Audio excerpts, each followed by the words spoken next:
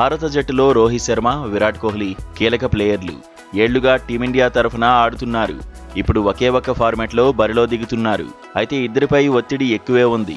One day world కప్లో ఇద్దరూ ఆడతారా లేదా అనే చర్చ జోరుగా సాగుతూనే ఉంది.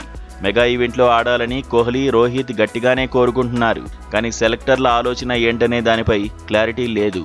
ఇంగ్లాండ్తో వన్డే సిరీస్కు సీనియర్లను ఇద్దరిని ఎంపిక చేశారు.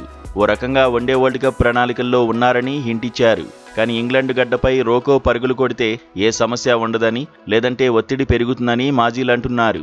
ఇప్పటికే జట్టులో చోటు కోసం వెయిట్ చేస్తున్న వారి సంఖ్య పెరిగిపోతుందంటున్నారు. గత రికార్డుల కంటే ప్రస్తుత ఫామే కీలకం అవుతుందని అంచనా వేస్తున్నారు.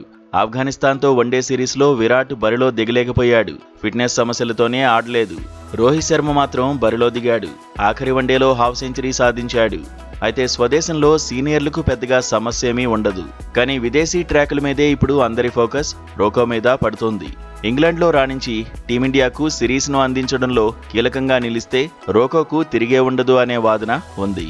గతేడాది అక్టోబర్లో భారత జట్టు చివరిగా విదేశాల్లో వన్డేలాడింది. ఆస్ట్రేలియాతో ఆడిన సిరీస్లో కోహ్లీ, రోహిత్ బరిలోకి దిగారు. తొలి 2 వన్డేల్లో విరాట్ డకౌట్ అయ్యాడు.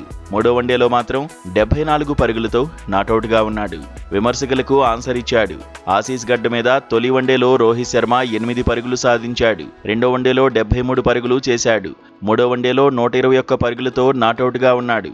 కఠినమైన పెర్త్, అడిలైడ్లో ఆసీస్ బౌలర్లను ఎదుర్కోవడంలో విరాట్ ఇబ్బంది పడ్డాడు. ఉపఖండపు పిచ్లా ఉండే సిడ్నీలో మాత్రం ఒత్తిడి లేకుండా బ్యాటింగ్ చేశాడు. వచ్చే వన్డే వరల్డ్ కప్ సౌత్ ఆఫ్రికాలో ఉంది. దీంతో ఇంగ్లాండ్తో పాటు న్యూజిలాండ్తో సిరీస్లోనూ రోకో ప్రదర్శనపై అందరి చూపు ఉండబోతోంది. ప్రస్తుత క్యాలెండర్ ఇయర్లో స్వదేశంలోనే వెస్టిండీస్, శ్రీలంక, జింబాబ్వేతో భారత్ వన్డేలాడబోతోంది. ఈ వన్డే సిరీస్ల్లో పరుగులు సాధించడం సీనియర్లకు పెద్ద కష్టమేమీ కాదనే వాదన ఉంది.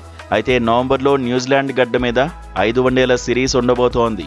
న్యూజిలాండ్లోనూ సీనియర్లకు సవాల్ తప్పదనే చర్చ జరగబోతోంది. అయితే రోకోకు సవాళ్లు కొత్త కాదని, విదేశాల్లోనూ టీమిండియాను గైడ్ చేస్తారనే అంచనాలు ఉన్నాయి. వచ్చే వరల్డ్ కప్లో ఇద్దరి అవసరమూ భారత జట్టుకు ఉందని, రోకోను స్వేచ్ఛగా ఆడనివ్వాలని మాజీలంటున్నారు.